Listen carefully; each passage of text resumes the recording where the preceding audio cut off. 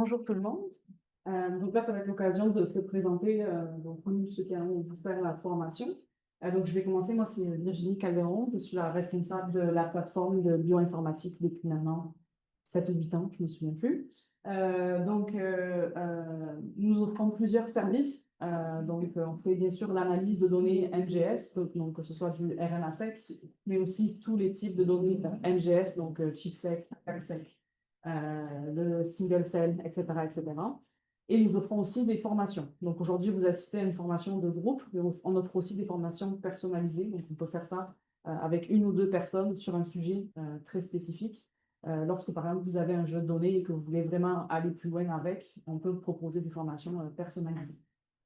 Donc je vais laisser les membres de mon équipe se présenter. Ludovic, peut-être que tu peux juste t'introduire s'il te plaît. Moi, c'est Ludovic Mallet. Ça me fait 3 ans que je travaille à l'URCM en tant qu'informaticien.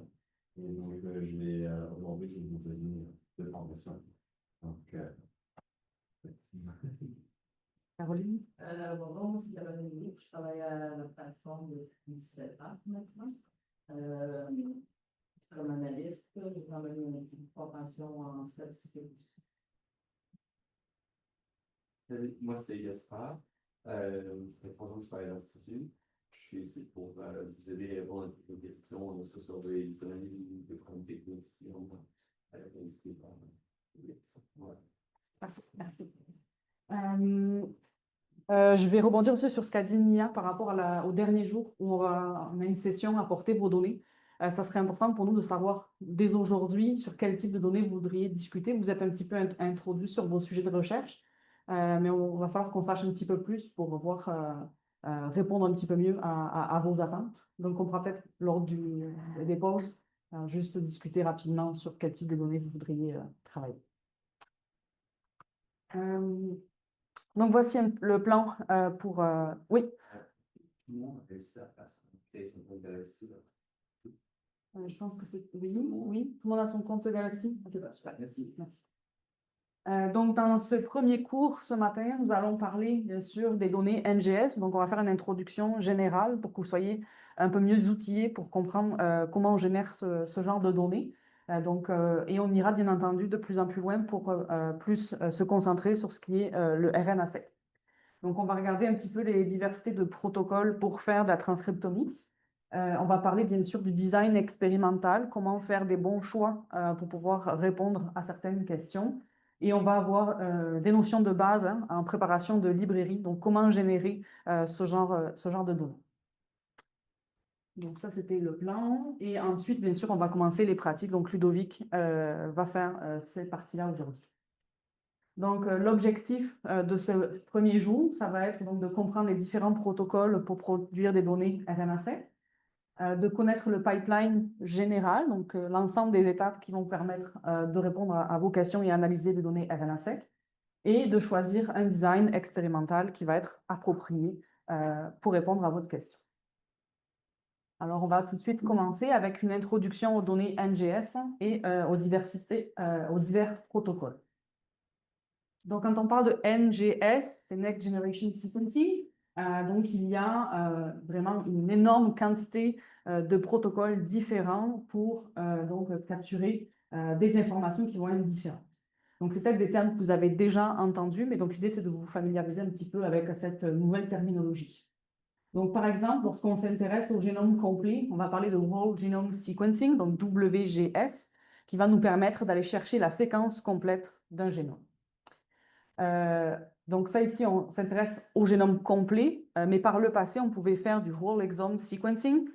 Donc c'était moins cher à l'époque, c'était d'aller juste regarder les séquences codantes en séquençant seulement les exomes.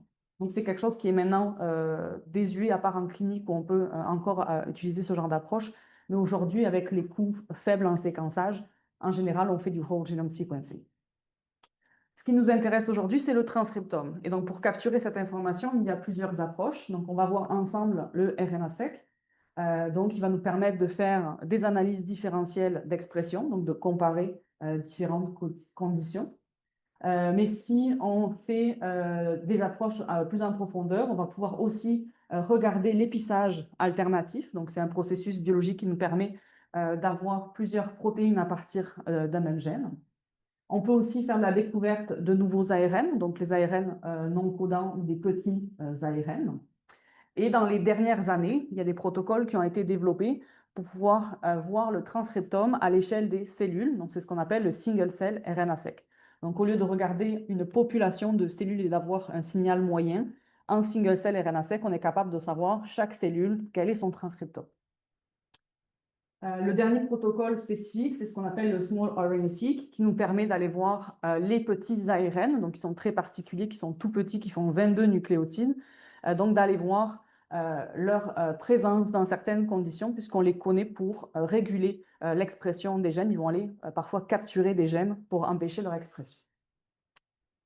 Donc ça, c'est tout ce qui est niveau transcriptome et qui va nous concerner, je dirais, pendant la session. Mais il y a aussi d'autres approches, notamment lorsqu'on s'intéresse à la méthylation.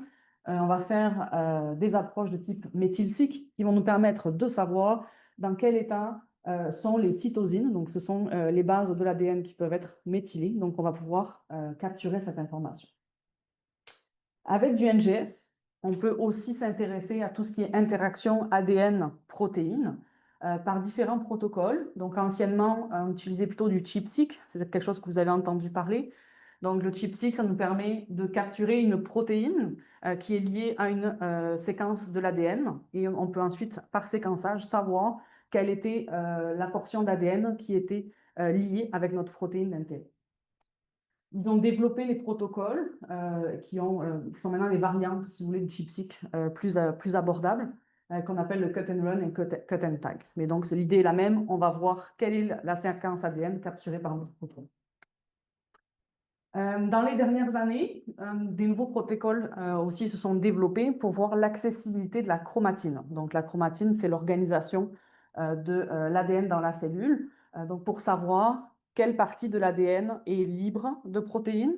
Donc, si elle est libre de protéines, cette région-là, ça veut dire qu'elle va être accessible, par exemple, à des facteurs de transcription. Donc, ça va nous être relié à une activité transcriptomique. Donc, ça, c'est ce qu'on appelle l'ataxique ou même le single nuclear ataxique. Donc, on est capable de voir cette information là aussi à l'échelle de la cellule. Donc, un peu comme RNA-seq et single-cell RNA-seq, on a la même chose en accessibilité de la chromatine. Ici, le dernier exemple que je veux mentionner, c'est toutes les approches de métagénomique, métatranscriptomique. Donc, ça va être, par exemple, d'être capable d'évaluer une diversité microbienne dans un environnement.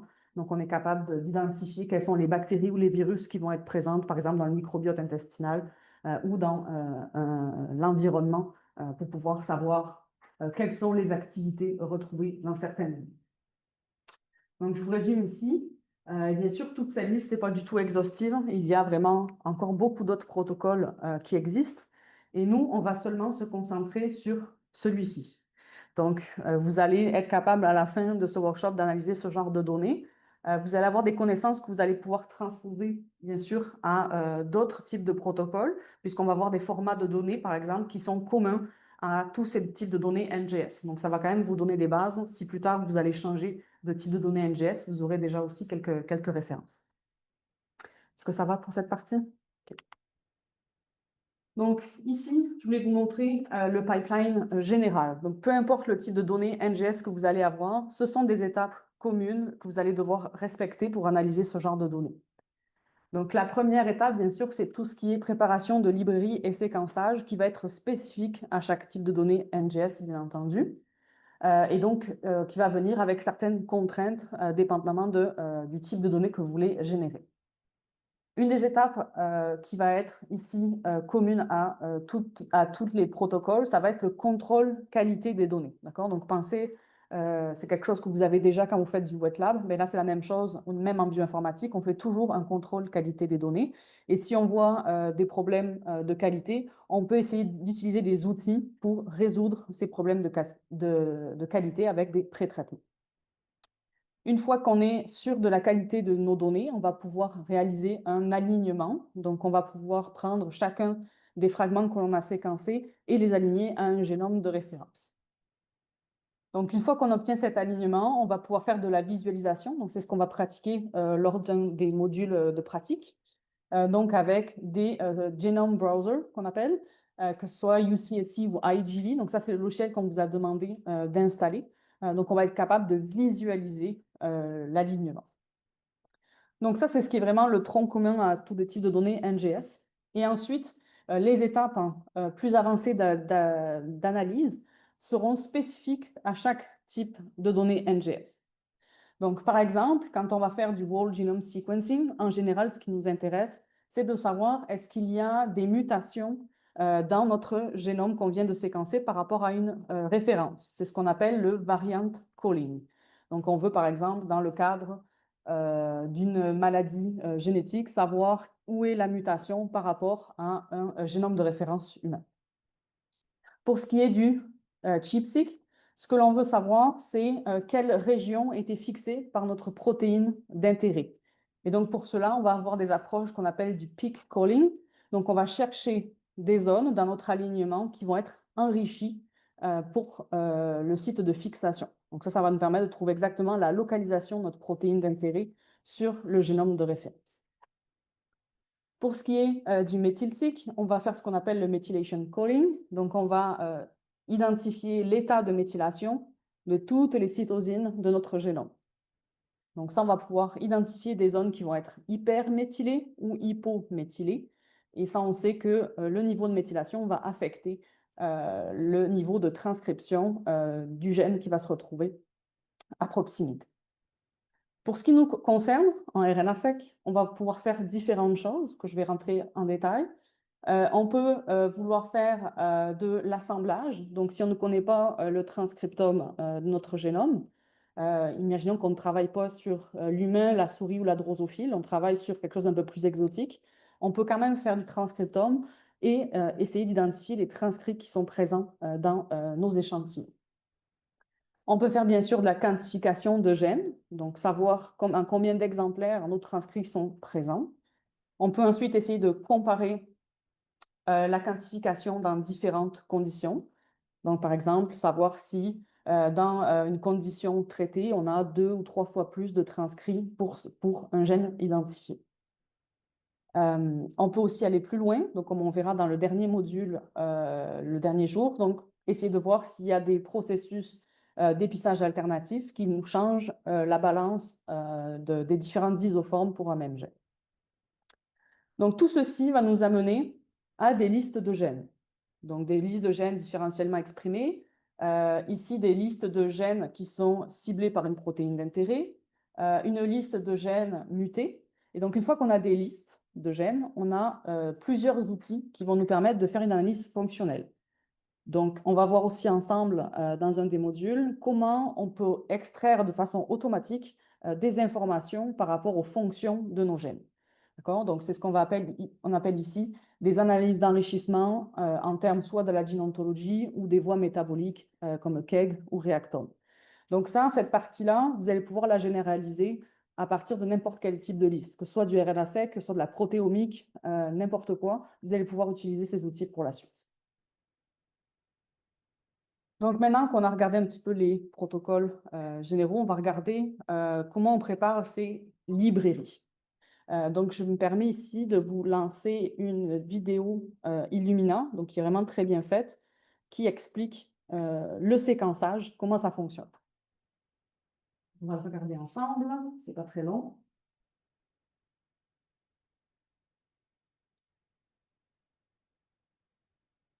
Donc, ça va nous expliquer ces différentes étapes pour pouvoir avoir des séquences qui sortent des différents types de séquenceurs. Donc, l'étape de préparation de librairie. On a des ARN, quand on parle de transcriptomique, qu'on va transformer en ADN-C, ADN complémentaire. On va rajouter des séquences aux extrémités de nos ADN complémentaires qui vont nous permettre de les séquencer et ensuite de les reconnaître. Donc ici, à la fin de notre préparation de librairie, on a notre ADN-C avec aux extrémités des adapteurs et des index qui nous permettent de savoir d'où proviennent chacun des ADN-C. Ici, un exemple de flow cell, donc c'est ce qu'on va mettre dans le séquenceur avec notre librairie qui est préparée. Donc, on va déposer ici notre librairie sur notre flow cell. Et ici, on a illustré un séquenceur qui est le NovaSeq 6000, donc qui est le dernier séquenceur d'Illumina. Donc, nos ADNC vont venir ici s'hybrider sur des adapteurs qui sont présents sur cette flowcell, donc ils vont être capturés. Et on va multiplier ces ADNC. Donc, on va faire comme des photocopies de chacun de ces ADNC, ce qu'on appelle la génération des clusters. Donc, ça, c'est une première étape. Donc, tous les ADNC vont être comme ça multipliés localement, d'accord? Donc, sur la même zone géographique sur notre flow cell, on va avoir des copies de ce même ADNC. Donc, il vous explique ici comment cela fonctionne pour la synthèse des clusters.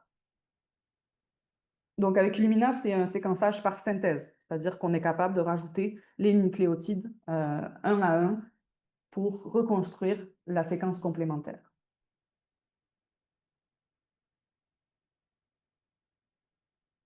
Donc là, la première étape est réalisée.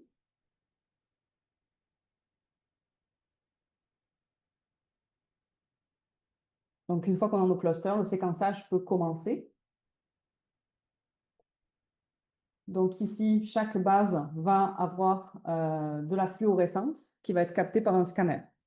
Donc à chaque base qui va être introduite, il va y avoir émission de lumière qui va être lue par le scanner et interprétée en base A, T, C ou G selon la lumière qui va être émise.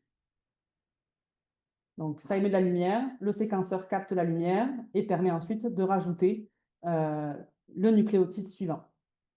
Donc, c'est ça que j'appelle un séquençage par synthèse. On rajoute un à un les nucléotides.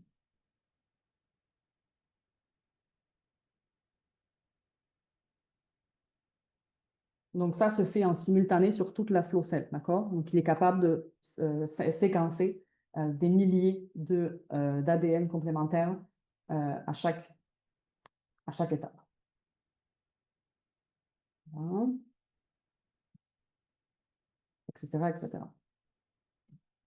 Donc, avec les technologies Illumina, on est capable de séquencer jusqu'à 150 paires de bases continues. Pas plus que ça. Donc, c'est ce qu'on appelle du séquençage de read court. On ne va pas très loin sur notre séquence.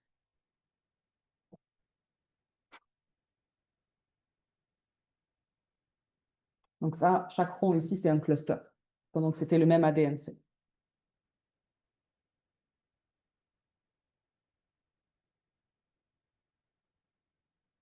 Donc ça, c'était le séquençage du read 1. Donc pour chaque séquence d'ADNC, on la lit dans un sens. Et ensuite, on va refaire la même chose dans l'autre sens. Donc on peut avoir 2 informations par ADNC. Donc, je vais expliquer après un petit peu les différentes variantes pour le séquençage.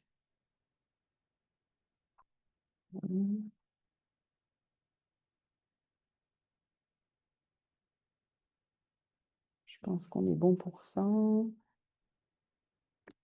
Juste passer.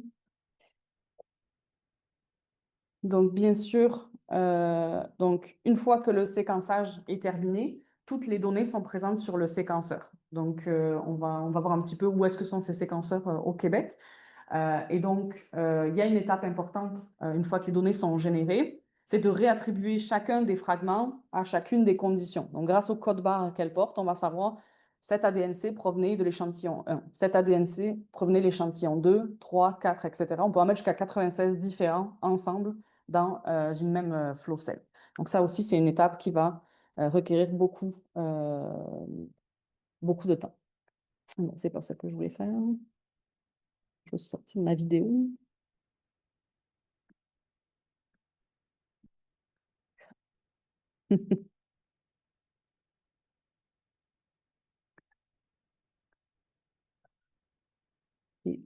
Désolée, je n'ai pas accès au bouton. Okay.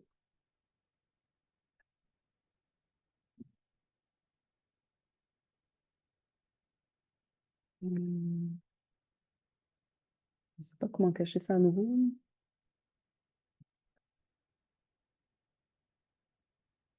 Do you know, Nia, how to hide this again? Or sorry. This is a lot of what I do. Over it. Okay, plus that one there. Masqué. Okay, thank you. OK. Donc, si on reprend les étapes un peu plus lentement. Donc, la première étape, c'est la préparation de librairie. Donc, comme je vous ai dit, nous, on va partir d'ARN et on va préparer ce qu'on appelle un ADN-C. Donc, quand on regarde des cellules, elles vont avoir plusieurs populations différentes d'ARN. Donc, ça, c'est une des premières questions que vous allez devoir vous poser. Quelle est la population d'ARN qui m'intéresse? Parce que si on prend une cellule, elle va avoir des ARN codants, donc les ARN messagers qui ont une queue polia. Elles vont avoir des ARN longs non codants. Elles vont avoir des ARN ribosomaux et des petits ARN. Donc, il y a une grande diversité d'ARN. Donc, on a plusieurs options. On peut, dans un premier temps, s'intéresser seulement aux ARN messagers avec une queue polia. Dans ces cas-là, c'est un protocole qu'on appelle la sélection polia. Donc, ça veut dire qu'on va venir capturer avec des billes seulement les ARN qui ont une queue polia. Donc, dans notre séquençage, on aura de l'information seulement sur les ARN codants pour des protéines. Tout le reste va être éliminé de notre analyse.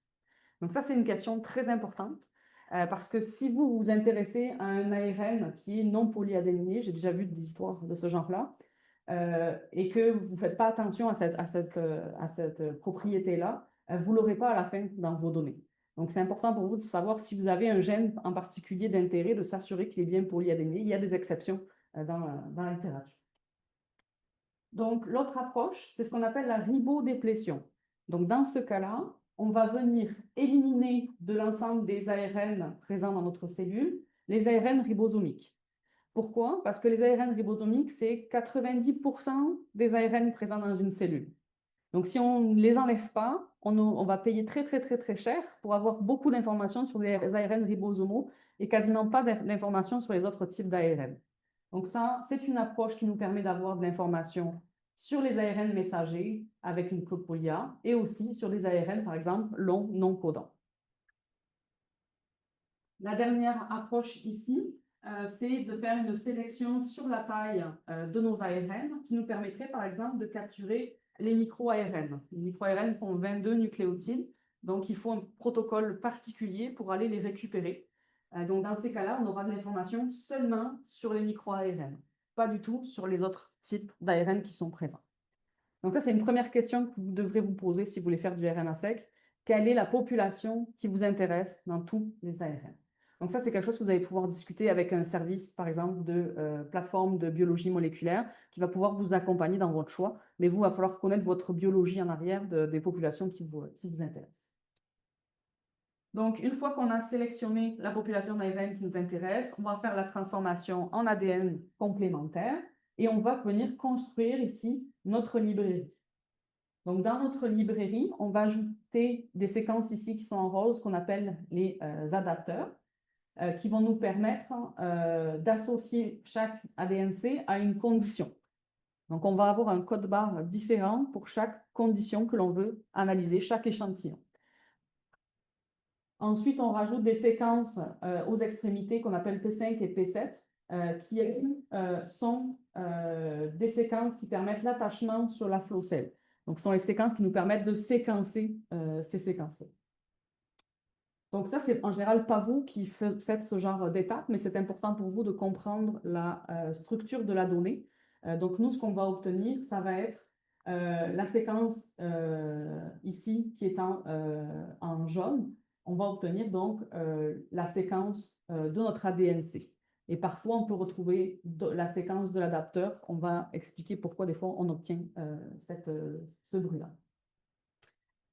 Donc, cette façon de construire les librairies nous permet de mélanger ensemble jusqu'à 96 échantillons différents. Donc, c'est sûr qu'une personne qui fait une expérience en général ne se rend jamais à ce nombre de conditions différentes. Donc, c'est pour ça qu'en général, les plateformes de séquençage prennent plusieurs projets différents et vont les mettre ensemble en s'assurant que chacun a un code barre différent pour ne pas mélanger les échantillons. Donc, c'est ça qu'on appelle le multiplexage, c'est de pouvoir mélanger jusqu'à 96 échantillons ensemble.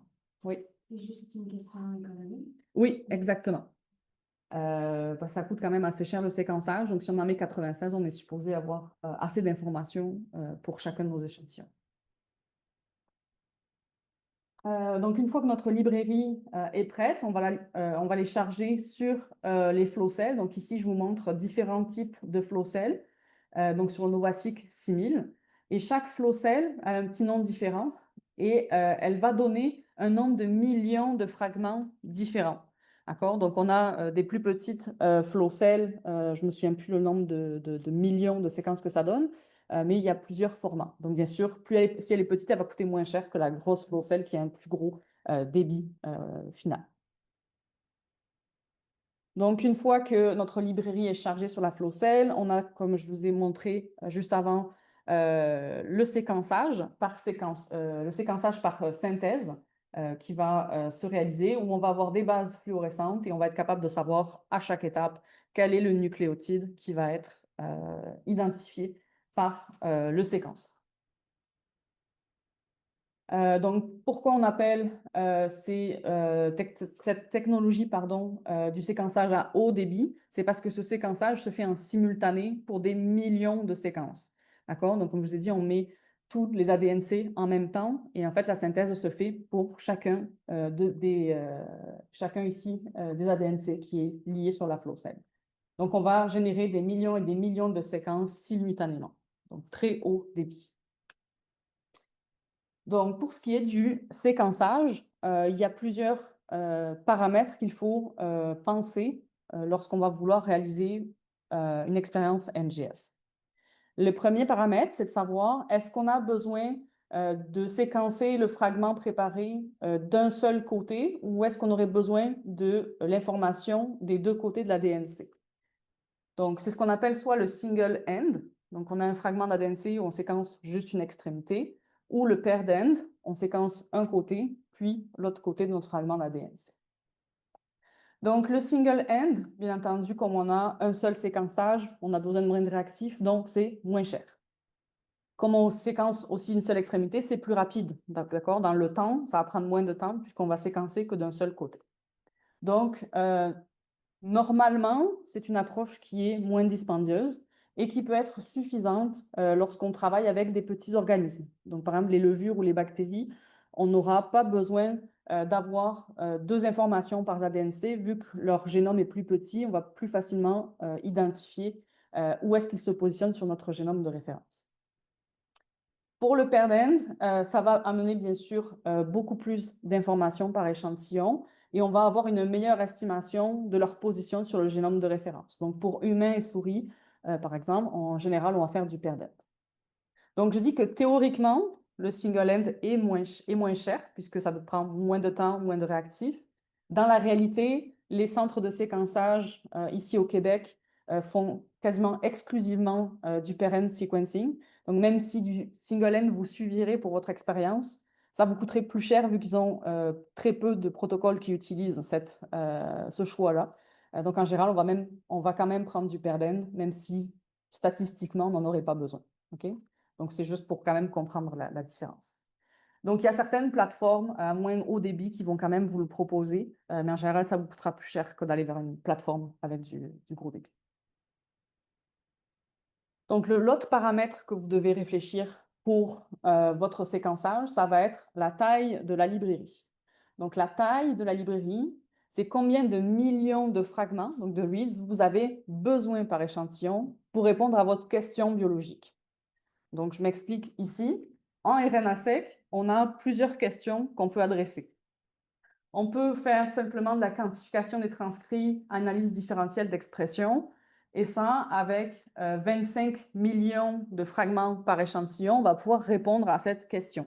Ça veut dire qu'on aura assez de pouvoir statistique pour répondre à cette question-là.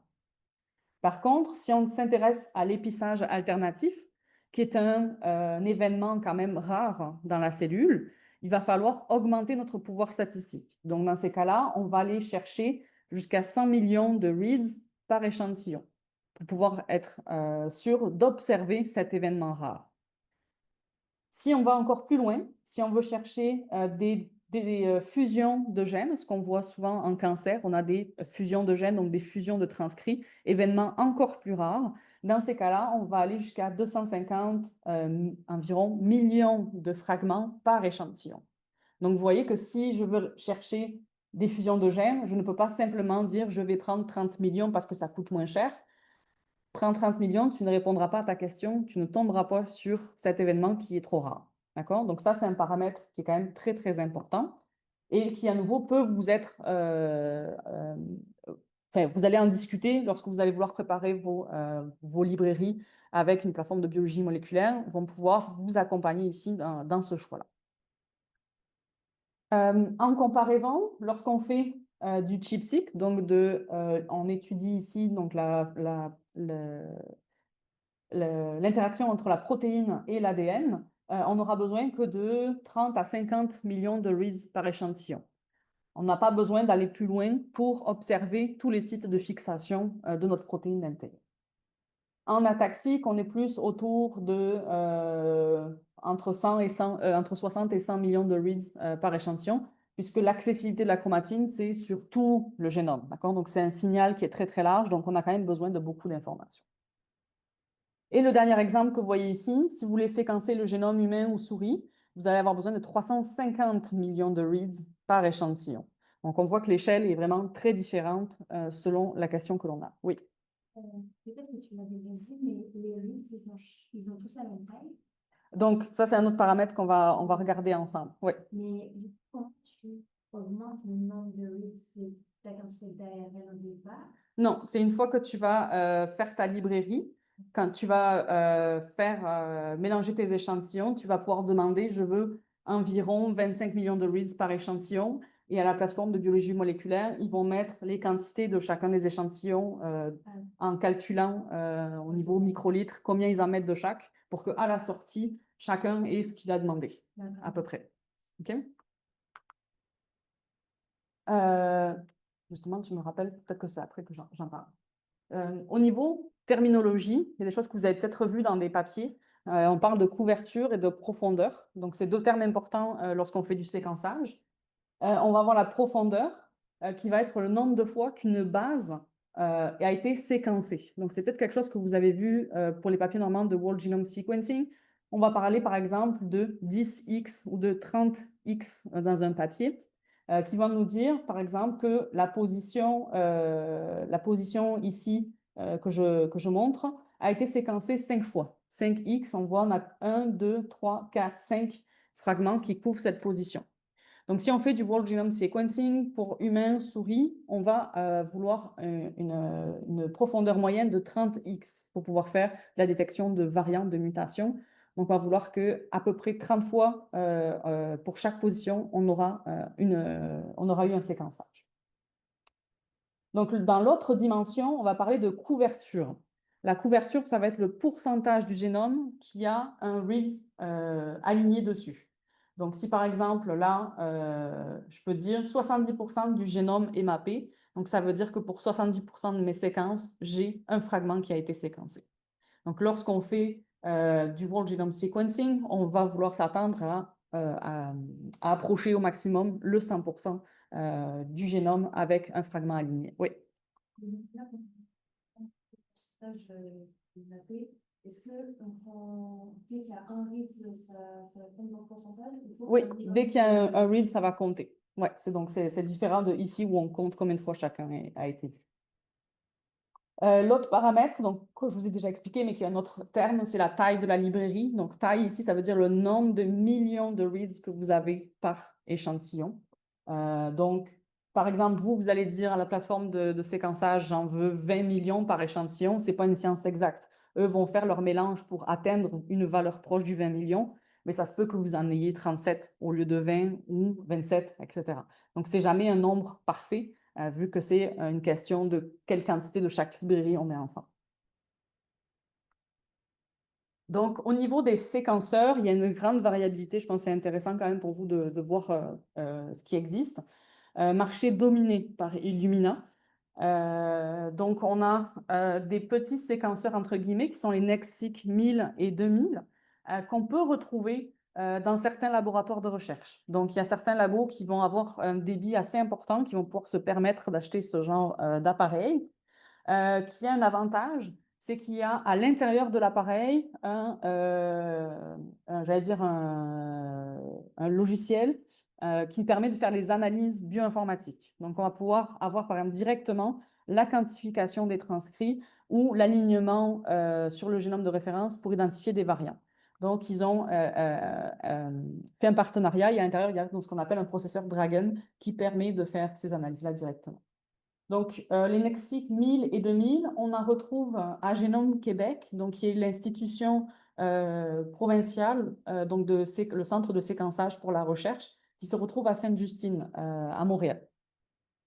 On en a aussi à l'IRIC, donc qui est associé à l'Université de Montréal. Il dispose de ce genre de séquenceur. Donc, si vous êtes, je suis désolée, je ne connais pas l'UQTR dans la zone, qu'est-ce qu'il y a de disponible, mais autour de Montréal, il y a plusieurs options pour pouvoir accéder ici à ce genre de séquenceur. Pour ce qui est du NovaSeq 6000, donc c'est le séquenceur avec le NovaSeq X qui ont les plus gros débits de données qui coûtent plusieurs millions de dollars par appareil. On retrouve ça dans des centres beaucoup plus grands de séquençage, donc seulement à Génome Québec ou au McGill Genome Center. Je ne sais pas si ailleurs au Québec, il y a accès à ce genre de séquenceurs, mais ce n'est pas... au Québec, il n'y aura pas un centre qui va en avoir une dizaine, hein, d'accord? Il y en a deux, je pense, à Génome Québec. C'est extrêmement cher comme machine, donc c'est quand même limité le nombre que l'on a ici au Québec. Donc d'ailleurs, le NovaSeq X, il est seulement à Génome Québec, on ne le retrouve pas ailleurs au Québec. Donc pour chacun, on va voir des temps différents pour faire le séquençage. Donc un exemple ici, avec un NextSeq 1000 et 2000, ça va prendre de 8 heures à quasiment 2 jours pour avoir le séquençage de toutes les données. Si on prend la flow cell la plus grosse, ça va quand même prendre 2 jours pour générer les données. Ça va générer ici maximum 540 gigas de données pour une flow cell. On voit la différence ici avec le NovaSeq X qui lui va générer maximum 8 Tera de données pour un seul run de flow cell et qui peut prendre le même temps de 17 à 48 heures. Donc vraiment, cette machine est quand même très performante par rapport aux petites ici. Dans un même temps maximal, on va générer quand même beaucoup plus de données. On parlait des longueurs des reads. Donc pour la longueur des reads, comme je disais, il y a un certain maximum qu'on peut atteindre. Avec un NovaSeq, on va aller maximum à 150 paires de bases. Passé 150, la qualité est trop mauvaise de lecture. Donc, c'est la limite qui est donnée par ce genre de séquençage. Donc, c'est vraiment le séquençage de read court. Donc, c'est 150 paires de bases. Donc, j'en profite ici pour mentionner, si vous êtes intéressé à des approches de séquençage de read long, dans la session Apporter vos données, vous pourrez avoir une discussion avec quelqu'un qui en fait beaucoup. Donc, c'est de séquencer les transcrits au complet et ce qui est recommandé maintenant pour faire la détection d'isoformes. Donc, c'est une meilleure approche que les fragments courts ici qu'on a là. Je pense que c'est tout ici. Voilà. Donc, ça, c'est un petit peu pour montrer le portrait côté Illumina. C'est sûr qu'il y a d'autres entreprises comme PacBio, par exemple, ou Nanopore Technologies, mais c'est vraiment Illumina qui domine ici pour le séquençage de rythme. Donc, si vous voulez faire du NGS, par où vous allez commencer?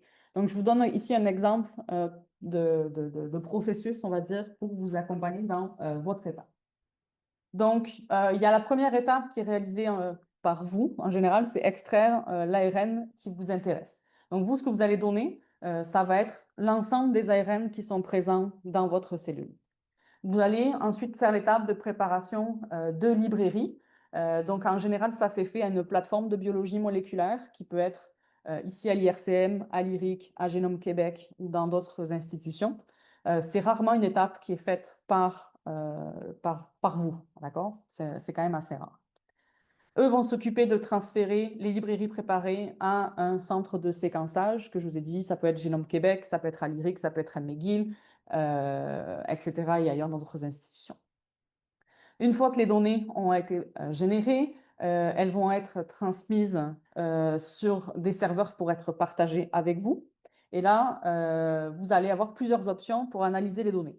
Soit vous faites affaire avec une plateforme d'analyse en bioinformatique, soit vous allez vous-même faire ces analyses-là en apprenant à coder et utiliser les serveurs de l'Alliance de recherche numérique du Canada, donc anciennement Calcul Canada. Ou alors, grâce au workshop que vous allez suivre, vous allez être capable de faire ces analyses-là sur Galaxy, qui est donc l'interface graphique très user-friendly, qui va vous permettre donc de faire ça sans programmation. Donc, vous avez quand même plusieurs options devant vous. Donc, on va parler un peu plus précisément des données RNA-seq. Donc, quelles sont les différentes questions auxquelles on peut répondre avec du RNA-seq? Il y en a beaucoup. Alors, je vous ai mis ici en noir tout ce qu'on peut faire avec Galaxy. Donc, c'est des questions auxquelles on peut essayer de répondre en utilisant des outils disponibles sur Galaxy. Et Galaxy n'est pas exhaustif. Donc, il y a certaines questions qu'on ne peut pas répondre ici avec Galaxy. Les outils ne sont pas présents. Donc, ça, c'est déjà une des limites qu'on peut avoir. Tout n'est pas faisable non plus avec Galaxy. Donc, un premier objectif que l'on pourrait avoir, c'est quantifier l'expression, bien sûr, des gènes. Par exemple, savoir quels sont les transcrits présents dans un cerveau embryonnaire. Donc, c'est dans une condition spécifique, quels sont les transcrits présents et quelle est leur quantité. Donc, dans ces cas-là, on va pouvoir mesurer le niveau d'expression des gènes ou même le niveau d'expression des isoformes dans les échantillons. Au niveau des approches, on va pouvoir faire ce qu'on appelle de l'alignement ou du pseudo-alignement, une chose qu'on va voir ensemble. Et pour cela, il y a plusieurs outils qu'on appelle STAR, Salmon et FeatureCount. Donc, on va voir ensemble pendant le workshop ces trois outils-là. Donc, ça, c'est la question de base, c'est la quantification de nos transcrits. Mais en général, ce qu'on veut, c'est comparer. Quand on veut savoir entre condition 1 et condition 2, est-ce qu'il y a une différence? Donc, c'est ce qu'on appelle l'analyse différentielle d'expression. Comparer, par exemple, un tissu tumoral avec un tissu sain. Donc, savoir, dans un contexte particulier, est-ce qu'il y a une différence au niveau de l'expression. Donc, ici, j'introduis un nouveau terme qui est DEG, Differentially Expressed Gene. Vous allez le voir dans les slides souvent. Donc, c'est l'ensemble des gènes qui sont différentiellement exprimés entre des conditions. Donc, pour identifier ces gènes différentiellement exprimés, on va devoir faire des tests statistiques. Donc, on va avoir une petite introduction aussi pour mieux comprendre les tests statistiques ici spécifiques à l'analyse différentielle. Et on va pouvoir les réaliser avec différents outils. Et nous, on va seulement voir DSEC2 pendant le workshop. Mais il y a d'autres méthodes statistiques qui existent comme EdgeR ou Lima qui nous permettent de faire ces analyses différentielles et qui sont disponibles dans le Galaxy. Une fois qu'on a identifié ces gènes différentiellement exprimés, on va vouloir comprendre dans quel processus biologique, fonction moléculaire, dans quelle voie métabolique ils sont impliqués. Donc, c'est ce qu'on appelle la caractérisation fonctionnelle. Si je vous dis qu'il y a 600 gènes différentiellement exprimés, vous n'allez pas faire la littérature un par un de ces 600 gènes. Donc, il y a des outils qui vont permettre de prendre la liste des 600 gènes et de vous résumer dans quel processus biologique elles vont être impliquées. Donc, on va pouvoir caractériser la réponse à un traitement ou à un stress dans les expériences. Donc, on va pouvoir associer nos gènes différentiellement exprimés, comme je disais, à des fonctions biologiques, à des voies métaboliques ou même dans des réseaux. Donc, dans ces cas-là, on va faire une analyse différentielle et on va faire une analyse d'enrichissement. Donc, là, à nouveau, c'est un test statistique. On va voir ensemble qu'est-ce que ça veut dire, ce test-là. Donc, c'est quelque chose qui est faisable avec Galaxy. Donc, on a l'outil GProfiler qui est disponible, qu'on va tester, ainsi que PassView et Gene Set Enrichment Analysis, GSEA, que vous avez peut-être déjà entendu. Donc, tout ça, on va pouvoir le faire ensemble sur Galaxy. Une fois qu'on a bien sûr nos résultats, on va vouloir faire des figures pour les publications. Donc ça, c'est toutes les étapes de visualisation de nos résultats, visualisation de l'expression. Donc il y a plusieurs représentations graphiques. On va voir ensemble comment on les génère avec Galaxy et comment on les interprète surtout. Donc on va voir les PCA, les heatmaps, les volcano. On va faire de la visualisation avec IGV. Puis on va voir comment comparer des listes. Mettons que j'ai 3 conditions. Je traite mes cellules avec une drogue à une certaine condition, puis avec une autre concentration. Je vais pouvoir faire mes comparaisons en disant, est-ce qu'il y a un effet de dose sur mon traitement? Et donc, dans ce cas-là, je vais vouloir comparer mes listes. Donc, on va voir ensemble comment on fait des diagrammes de Venn ou des upset plots pour comparer nos différentes listes. Donc, ça encore, c'est des outils que vous allez pouvoir généraliser à n'importe quelle autre approche NGS, pas seulement la transcriptomique. Dans vos recherches, ça va pouvoir être très utile. Une autre chose très importante qu'on va faire, c'est la détection aussi d'échantillons aberrants. Donc, vous travaillez avec des échantillons. Des fois, la reproductibilité est plus difficile à obtenir. Donc, bien entendu, on va faire des tests pour s'assurer qu'il n'y a pas un échantillon qui est trop différent des autres. Donc, dans ces cas-là, on va utiliser les PCA ou un clustering, une classification hiérarchique avec des sec2 pour pouvoir visualiser nos échantillons. Donc, on va ensemble regarder comment on détecte ces échantillons, puis si on en a, qu'est-ce qu'on fait avec ça. Le dernier cas qu'on peut faire ici avec Galaxy, c'est analyser l'épissage alternatif. Donc, on a, par exemple, on veut voir s'il y a des anomalies d'épissage qui sont causées par des mutations. Donc, s'il y a des mutations qui arrivent dans des exons, ça peut avoir un impact sur l'épissage alternatif ou même dans les introns. Donc, on peut les détecter avec des outils comme DXSEC ou RMAT. On fera ensemble seulement DXSEC. RMAT est disponible quand même dans Galaxy, mais ensemble, on va juste faire DXSEC pour une question de temps de calcul qui est accessible.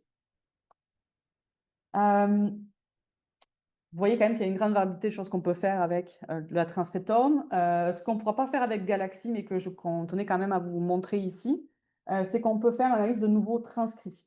Donc ça, c'est surtout quand on travaille, par exemple, en cancer, on peut avoir des fusions de gènes, comme je vous ai expliqué. Il y a des recombinaisons entre les chromosomes qui vont créer des gènes fusionnés. Donc, on va avoir un bout d'un gène plus le bout d'un autre. Et ensemble, ça fait une protéine recombinée qui a une certaine fonction. Donc, pour détecter ces nouveaux transcrits qui ne font pas partie du génome de référence, on peut utiliser des approches avec string tie ou cufflinks pour essayer de les détecter. Donc, ça, ce n'est pas disponible dans Galaxy. Une autre chose que l'on peut faire, c'est une analyse temporelle. Donc, c'est d'avoir un design un peu différent où on va, par exemple, suivre l'évolution du transcriptome à plusieurs temps différents. Et au lieu de faire seulement des comparaisons par paire, on va pouvoir prendre ce facteur temps en compte dans notre analyse. Et c'est quelque chose qu'on peut faire ici dans Massive Pro, donc qui n'est pas disponible dans Galaxy, mais c'est encore quelque chose qui est un peu différent de ce qu'on va faire ensemble pendant les pratiques. Est-ce que ça répond un petit peu au spectre de ce que vous voulez faire? Okay. Donc, beaucoup de choses quand même ici. Alors, le dernier point qu'on va voir ici ensemble, ça va être le design expérimental. Ça, c'est la base dans toutes vos expériences que vous voulez faire, que ce soit du NGS ou pas. Il faut penser en amont au design expérimental et ça va avoir un grand impact sur la qualité de vos données que vous allez avoir en sortie. Donc, c'est vraiment quelque chose qu'il faut penser en amont. Donc, comme je disais tout à l'heure, la première question que vous allez avoir, c'est est-ce que je vais sélectionner les ARN avec une queue polia ou est-ce que je vais enlever les ARN ribosomaux? Première question au niveau du design expérimental, qu'est-ce que je veux choisir ici? Donc, on peut avoir les différentes options avec soit seulement les ARN avec la queue polia, les ARN avec une queue polia plus les ARN non codants ou alors seulement les micro-ARN qui font 22 nucléotides. Donc ça, c'est votre premier choix. Quel type de librairie vous allez devoir faire? Une fois que vous avez votre type de librairie, vous allez devoir choisir quelle taille de librairie vous voulez. D'accord? Donc, deuxième paramètre pour votre expérience. Si vous voulez faire seulement une analyse des gènes fortement ou moyennement exprimés, vous allez demander entre 10 et 30 millions de reads par échantillon. Si vous voulez capturer les différences d'expression de gènes qui sont peu exprimés, vous allez devoir demander jusqu'à 100 millions de reads. Je veux juste préciser ici, mettons que vous faites une première expérience NGS et vous avez juste demandé 10 à 30 millions de reads. Vous voyez qu'il y a beaucoup de résultats intéressants, vous voulez aller plus loin.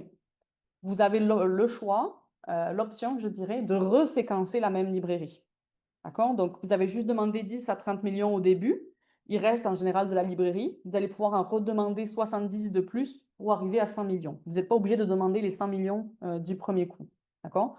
Donc, si vous voulez d'abord voir l'expression différentielle de base et plus tard vous intéresser à l'épissage alternatif, vous pouvez le faire dans un deuxième temps. Pourquoi c'est possible aujourd'hui? Parce que l'étape du séquençage introduit quasiment pas de biais technique. Donc, si vous faites un séquençage sur le NovaSeq à Génome Québec et que vous revenez faire un séquençage avec le NovaSeq à Génome Québec dans un temps raisonnable, il n'y aura pas de biais. D'accord? Donc ça, il faut penser à ce paramètre-là. Cependant, si vous faites un séquençage avec le Novacycla Génome Québec, puis 6 mois plus tard, vous faites ce séquençage sur un Nexiq 1000 à Lyric, là, il peut y avoir un biais. Donc, c'est important quand même de reproduire le séquençage au même endroit sur la même plateforme. Donc, deuxième paramètre, comme je disais, la taille de la librairie, parce que la quantité d'informations que vous allez avoir va vous permettre de répondre à une question particulière.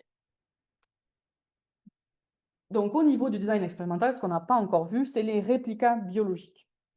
Donc, la norme en RNA-seq, c'est 3 réplicas biologiques par condition. Ça, c'est une norme de base. Mais ensuite, quand vous allez discuter avec des bioinformaticiens, selon ce que vous allez expliquer votre expérience, on peut vous conseiller de mettre plus d'échantillons par condition. Je m'explique. J'ai eu des exemples de personnes qui travaillaient sur la douleur. Donc, qui allaient induire la douleur à des souris sur une de leurs pattes et pas sur l'autre, et puis qui allaient faire ça pendant des mois, d'accord, pour voir l'impact sur, dans ce cas-là, c'était sur la méthylation. Donc ça, c'est une expérience qui est très difficile à reproduire, qui se fait sur une longue échelle de temps. Donc dans ces cas-là, on est monté jusqu'à un N qui était de 7 par condition. Donc selon ce que vous allez expliquer, si vous travaillez sur des cellules en culture, c'est sûr qu'on peut rester à quelque chose proche de 3. Si vous travaillez vraiment avec une souris, que vous faites un traitement sur le vieillissement, par exemple, puis ça dure longtemps, ben là, on va vous dire, vaut mieux que tu augmentes parce qu'il peut se passer beaucoup de choses pendant ces mois-là pour chacune de tes souris. D'accord? Donc ça, c'est la règle de base, mais qu'on vient moduler en fonction de la difficulté de reproductivité de votre expérience. Donc ça, en général, c'est avec le bioinformaticien plus le biologiste moléculaire que vous pouvez discuter pour qu'on vous conseille sur ce N ici. Alors, N égale 3 parce que si un échantillon aberrant, on se retrouve avec 2, et à 2, on est capable encore de faire des tests statistiques. Moins que 2, on ne peut pas faire de tests statistiques. D'accord? Donc, c'est pour ça qu'on met un N égale 3 pour avoir un échantillon de manœuvre. Donc, c'est vraiment très important. Sans réplica, pas de test statistique. Et donc, on ne pourra pas vraiment avoir de réponse s'il y a des différences significatives entre nos expériences. Donc, c'est vraiment obligatoire d'avoir des réplicas. Ici, d'autres exemples de mauvais plans expérimentaux. Donc, pour vous montrer des exemples. Par exemple, lorsqu'on n'a pas de réplica biologique et qu'on fait des poules, d'accord, qu'on va mettre plusieurs échantillons ensemble, donc parce qu'on n'a pas envie de faire plusieurs fois la même expérience pour avoir assez de quantité. Donc, dans ces cas-là, on va perdre la variabilité qui va être liée à chacun de nos échantillons. Donc, ça c'est un mauvais plan en général. Par contre, on est conscient que dans certains cas, on n'aura pas le choix. Si on travaille sur un petit organe qui va nous donner très peu d'ARN, la personne va être obligée de pouler ensemble ces échantillons pour arriver à la quantité minimale qu'on a besoin pour préparer une librairie. Mais ça, c'est des exceptions. En général, on est quand même capable d'extraire assez d'ARN d'un seul échantillon pour faire nos librairies. Autre exemple de mauvais plan, c'est de rajouter des réplicas par après. Donc, de se dire, ah, ben, je vais d'abord en faire 3, puis plus tard, j'en referai 3 autres. Pourquoi? Parce que ça va mettre un biais dans les expériences qu'on va pouvoir confondre avec un effet biologique. On ne va pas être capable de différencier le biais technique du biais biologique dans ces cas-là. Donc, c'est vraiment quelque chose que on ne recommande pas. Donc, c'est vraiment de bien penser au nombre de réplicas que l'on veut avoir. L'autre mauvais plan, bien entendu, c'est d'avoir seulement des réplicas techniques. Donc, on vous conseille vivement d'avoir des vrais réplicas biologiques de vos expériences pour pouvoir vraiment accéder à la différence biologique qu'il y a en arrière de vos échantillons. Aussi, un des mauvais plans qu'on voit quand même assez souvent, malheureusement, c'est de ne pas penser à comment vous traitez vos échantillons. Donc, par exemple, vous voulez étudier 3 conditions différentes, puis vous dites, ben, le jour 1, j'extrais tous les ARN de ma première condition, jour 2, j'extrais les ARN de ma deuxième condition, et jour 3, j'extrais les ARN de ma troisième condition. Mais en fait, dans ces cas-là, on n'est pas capable de savoir s'il y a un biais par l'extraction, le jour de l'extraction que vous avez faite. On ne pourra pas le corriger, puis on ne pourra pas le visualiser. Donc, mettons qu'il y a un jour où vous utilisez un kit, puis vous utilisez un kit différent pour les autres, ben c'est pareil, on ne va pas pouvoir prendre en compte ce biais dans le design. Donc, c'est très important d'extraire les ARN de toutes les conditions à chaque jour. D'accord? Vous pouvez le faire en 2 batchs, mais il faut qu'il y ait des échantillons de chaque condition dans chaque journée pour qu'ensuite, dans le design, on puisse enlever ce biais-là. Donc ça, c'est quelque chose aussi qu'il faut penser. Si vous faites beaucoup d'échantillons à la fois, il faut penser à comment vous allez extraire les ARN de ces échantillons. Bien entendu, le biais vient aussi de vous, d'accord, en tant qu'expérimentateur. Peut-être qu'il y a un jour que vous serez meilleur que le lendemain. Donc, l'idéal, c'est de tout faire la même journée pour éviter qu'il y ait un biais sur votre compétence du jour. Il y a bien entendu des biais sur les séquenceurs qui sont quand même aujourd'hui très limités comparé à ce qu'on avait dans le passé. On a des biais dans les différences de qualité des ARN. Il y a des échantillons qui vont être très difficiles à manipuler, donc on peut avoir une qualité d'ARN qui va être différente, notamment sur tout ce qui est extrait sur des individus décédés humains, par exemple. On va avoir des problèmes de qualité des ARN qu'on est capable de récupérer parce qu'il y a toujours une latence entre le décès et la récupération des échantillons. Mais lorsqu'on travaille en culture, en cellule, en général, on n'a pas ce problème-là. Donc, tout ça, il faut en discuter lorsque vous allez vouloir faire ce genre d'expérience en amont avant de dépenser des milliers de dollars. D'accord? Donc, c'est vraiment mon gros conseil. Discutez avec les experts avant de vous lancer pour vraiment organiser votre expérience et en retirer le maximum possible. Donc, comme je disais, lorsqu'on fait des expériences en RNA-seq ou tout autre type d'expérience, on va avoir des biais que l'on peut contrôler si l'on a bien fait les choses. D'accord? Donc, c'est ce qu'on appelle l'effet batch, qu'on va pouvoir venir contrôler lors de l'analyse différentielle. Donc, vous, en tant qu'expérimentateur, vous allez noter chaque échantillon, quel jour il a été fait, avec quel kit. Est-ce que c'était le matin? Est-ce que c'était l'après-midi? Parce que je vous jure que ça peut aussi avoir un effet sur vos ARN. Donc, avec toutes ces métadonnées que vous allez compiler, s'il y a un problème lors de l'analyse, vous allez pouvoir venir contrôler pour cet effet dans votre analyse différentielle. Donc, c'est pour ça que c'est très important aussi pour vous de documenter à quel moment, dans quelles conditions vous faites vos expériences. Une autre façon de contrôler pour des effets, des biais, c'est ce qu'on appelle le spike-in, donc qui est un contrôle exogène. Ce qu'on va faire, c'est qu'on va venir mettre des séquences d'ARN synthétiques qu'on va mélanger avec notre expérience. Donc, on va savoir exactement combien on a mis dans chaque échantillon et ça va nous permettre de venir normaliser ensuite la quantification des transcrits avec cet ADN exogène. Donc, par exemple, vous travaillez chez l'humain et vous rajoutez de l'ARN de drosophile dans vos échantillons. Donc, quand vous allez faire vos quantifications, vous allez avoir la quantité de transcrits chez l'humain et la quantité chez la drosophile. Et vous allez avoir une quantité qui va être différente dans vos échantillons pour la drosophile. Ben, ce facteur-là va vous permettre de venir normaliser, si vous voulez, vos données pour être sûr que vous avez la même quantité dans chacun de vos échantillons. Donc, c'est ce qu'on appelle le spike-in, donc de venir ajouter une quantité d'ARN exogène pour faire la normalisation. Ça, c'est quelque chose qui n'est pas possible de faire avec Galaxy, mais qu'on peut faire en bioinfo avec des outils en ligne de commande. Mais c'est quelque chose qui est fait quand même dans pas mal d'approches qu'on va venir rajouter ces séquences-là. Est-ce que ça va pour ça? La dernière façon de contrôler tous les biais techniques, c'est l'utilisation des UMI, Unique Molecular Identifiers. Donc, ce sont des petites séquences uniques qu'on va rajouter à chaque molécule d'ARN avant l'amplification. Donc, c'est ce qu'on peut voir ici. On a ici nos transcrits et chacun va avoir une séquence unique qui va lui être propre. Donc, ce que ça va permettre de faire, c'est UMI, ça va être de contrôler les duplicats de PCR. Donc, comme je vous ai dit, lorsqu'on prépare les librairies d'ADNC, on va amplifier le matériel par des PCR, d'accord, pour en avoir assez pour les séquençages. Et ça vient introduire des biais, où des fois, on a le même transcrit qui va être dupliqué, d'accord, et donc ça ne va pas être une représentation de combien il y en avait initialement dans nos cellules, ça va être juste par la PCR que ça va être amplifié. Et la seule façon de distinguer si c'est biologique, cette variabilité, ou si c'est par la PCR que ça a été amplifié, c'est de rajouter des UMI aux extrémités. Donc, dans cet exemple, on va voir qu'on a ici amplifié 3 fois chacun des transcrits, alors que du transcrit ici B, on l'a amplifié 2 fois celui-ci, 2 fois et 2 fois et 2 fois.